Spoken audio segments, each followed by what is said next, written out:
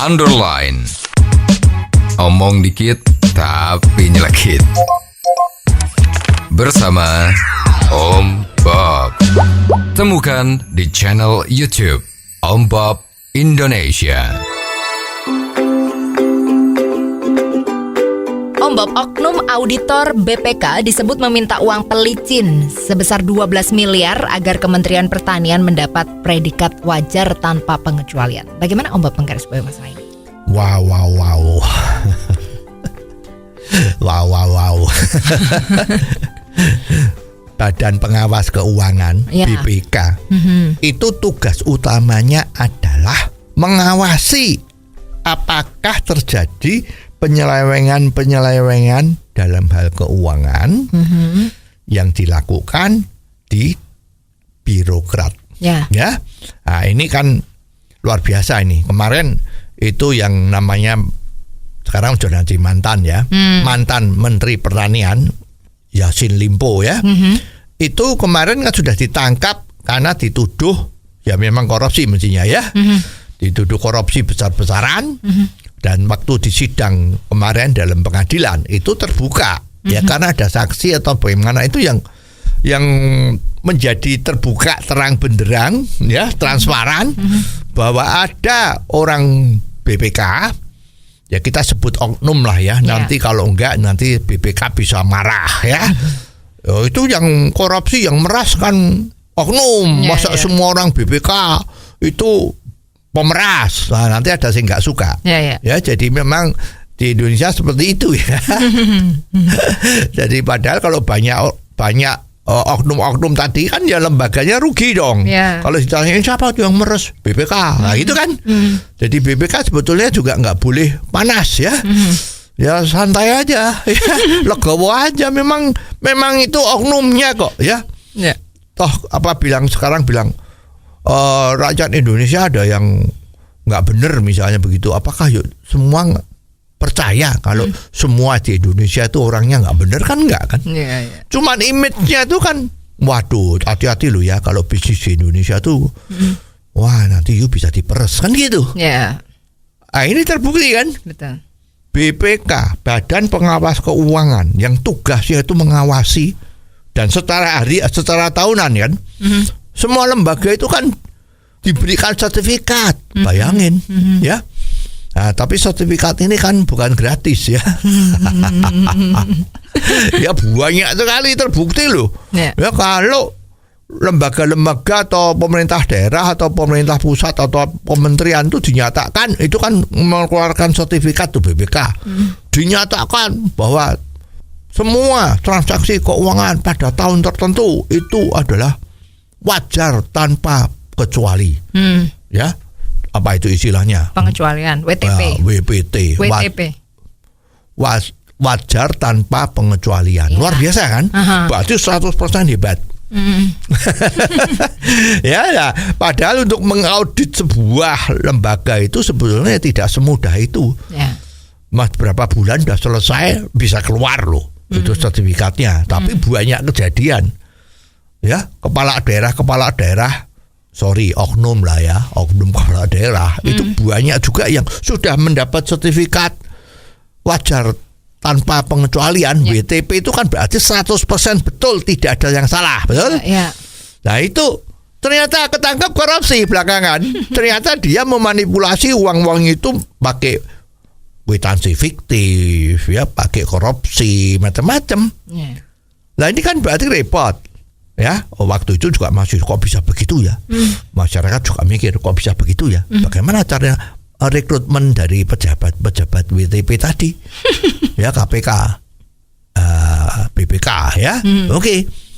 Nah ternyata sekarang di sidang Yassin Limpo tadi itu, ya mantan Menteri Pertanian, ketahuan ada oknum dari BPK yang duduk yang sedang bertugas menjadi auditor di lembaga pertanian tadi itu, kementerian, itu minta pungli. Hei Yassin, misalnya begitu, ya kan? Hei Limpo, misalnya gitu.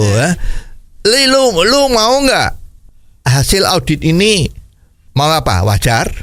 WTP atau apa. Kemungkinan buka harga itu. Ya. Oke, saya mau WTP. Ya jadi hasil audit itu ternyata ada harganya. Betul. Pertama dia minta 11 miliar. Lah anak buahnya Limpo tadi itu tanya bagaimana? Ya udah dibayar deh, gitu kan? Karena dapat WTP kan aman.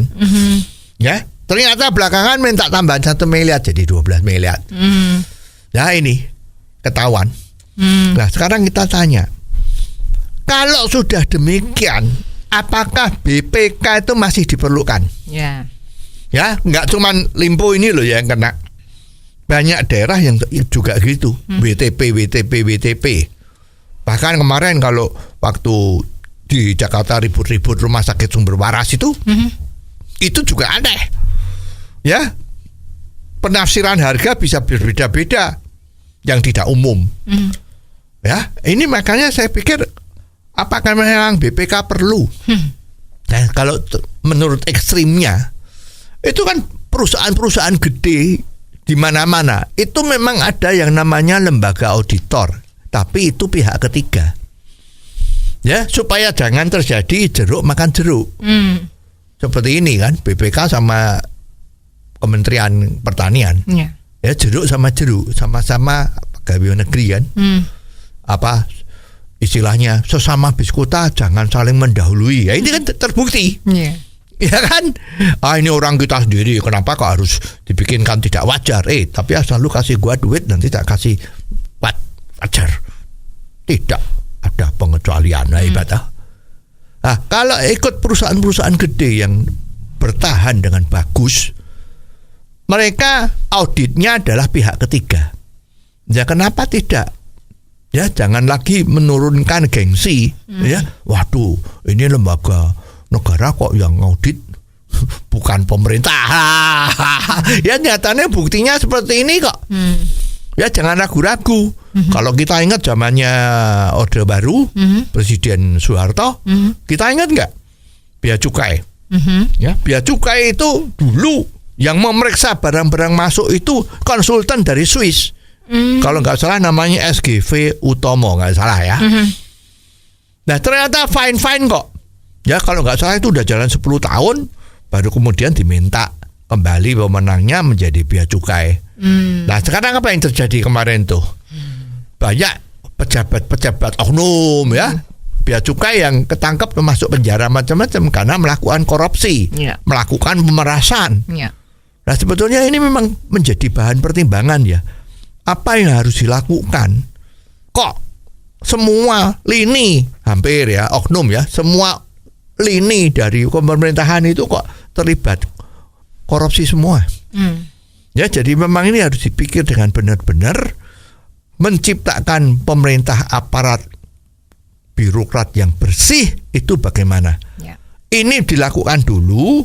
Kalau memang pendidikannya yang tidak betul, pendidikannya dilakuin yang beres dulu dari bawah sampai atas, baru kemudian dipikirkan jalan yang lain. Ini adalah keadaan darurat. Kalau udah darurat itu memang harus dipikirkan tindakan yang ekstrim supaya ini bisa cepat-cepat sembuh. Oh, jadi begitu ya Om Bob. Jelas deh sekarang. Terima kasih Om Bob untuk waktunya. Sampai ketemu lagi di waktu yang akan datang. Underline. Omong dikit tapi nyelekit. Bersama Om Bob. Jika Anda suka dengan channel ini, jangan lupa subscribe, like, dan komen.